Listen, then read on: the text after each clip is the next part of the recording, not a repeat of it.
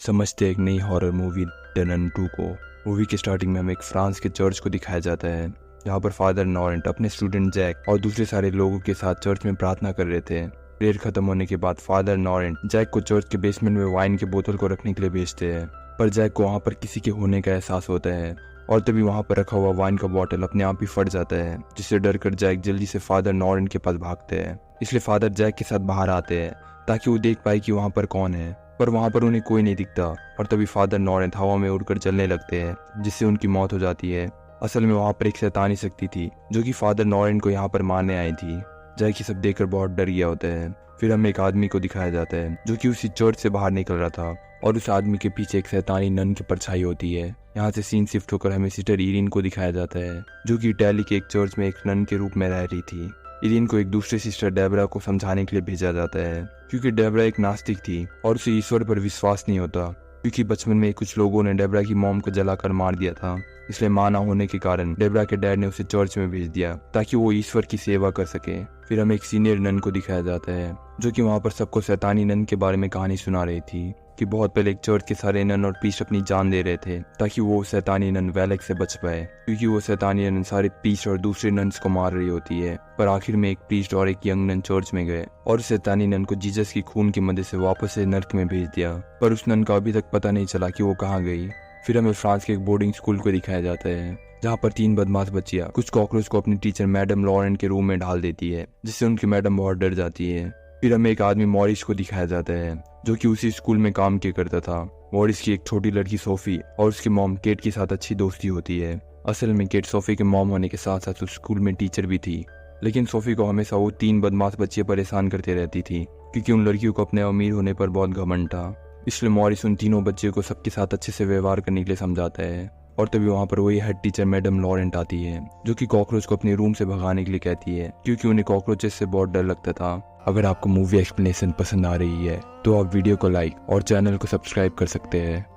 फिर हमें एक लड़की को दिखाया जाता है जो कि उसी स्कूल के एक कमरे में काम करने के लिए जाती है, पर वो वहाँ पर मॉरिस को देखती है जो कि बहुत अजीब तरीके से व्यवहार कर रहा था, और जब वो मॉरिस से बात करने की कोशिश करती है तभी वो शैतानी नन वेलेक वहाँ पर आकर उसे जान से मार देती है और इससे हमें पता चलता है कि वो शैतान मॉरिस के अंदर ही बसा हुआ है और मॉरिस ही वो आदमी था जिसे कि हमने मूवी के स्टार्टिंग में देखा था जो कि उसे चर्च से निकल रहा था जहाँ पर फादर नॉरेंट की जलकर मौत हुई थी। और इस शैतानी नन वेलेक ने मॉरिस को अपने कब्जे में कैसे लिया ये हमें मूवी के आगे में पता चलेगा।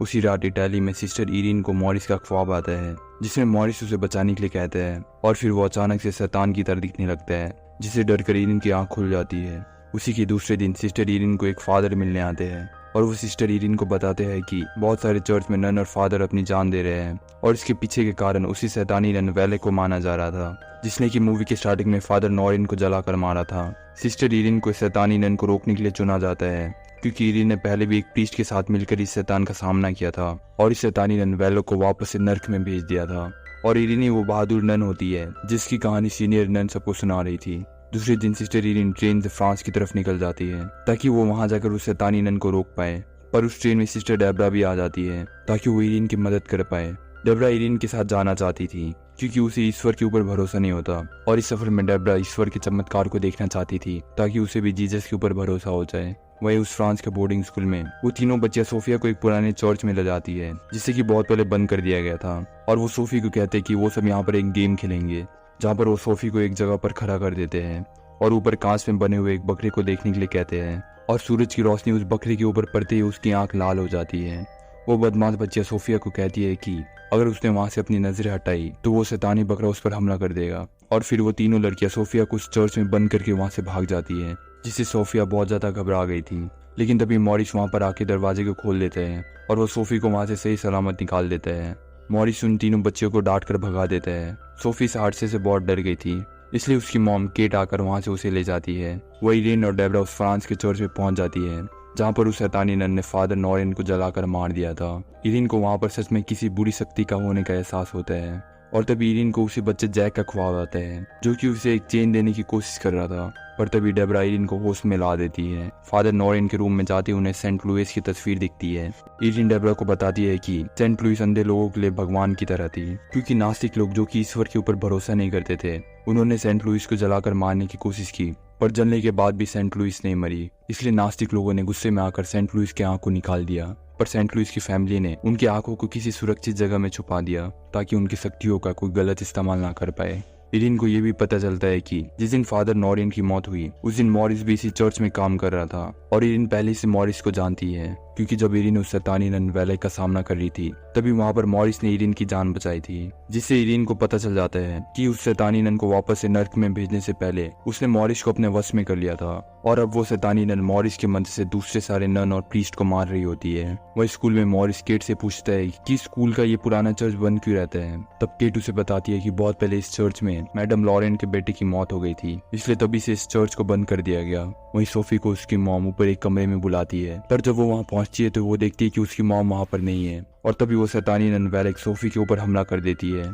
जिससे सोफी बहुत ज्यादा डर जाती है और वो जल्दी से अपने मॉम के पास भागती है। असल में उस शैतानी शक्ति ने सोफी के मॉम का रूप लेकर उसे ऊपर बुलाया था। इरीन को वही बच्चा जैक दिखता है जो कि फादर नॉरेन के साथ था जब उनकी मौत हुई थी, इसलिए इरीन उसका पीछा करती है ताकि वो पता कर पाए कि उस रात को क्या हुआ था। और उसका पीछा करते करते वो एक जगह में पहुंच जाती है जहाँ पर बहुत सारी किताबें दीवार के ऊपर चिपकी होती है और उन किताबों के पन्ने अपने आप पलटे पलटे उसी शैतानी नन वैलेक का रूप ले लेते हैं। और साथ में इरीन को ये विजन भी आता है जहाँ पर वो देखती है कि एक नास्तिक आदमी सेंट लुइस की आंखों को फोड़ कर निकाल रहा है और वो सेंट लुइस की आंखों को निकालने के बाद उसे एक डब्बे में रख लेते हैं। पर फिर से हमें इरीन को दिखाया जाता है जिसे कि डेब्रा होश में ला रही थी। असल में जैक और सेंट लूसी से जुड़ी हुई बातें ये सब इरीन अपने ख्वाबों में देख रही थी। वहीं दूसरी तरफ मैडम लॉरेंट को मॉरिस उसी पुराने चर्च के बाहर दिखता है जो कि बहुत ही डरा हुआ था और जब मैडम लॉरेंट मॉरिस से बात करने जाती है तो वो वहां से डर कर भाग जाता है। इसलिए मैडम उस चर्च के दरवाजे को खोल के उसके अंदर चली जाती है ताकि वो पता कर पाए कि मॉरिस किस चीज से डर रहा था।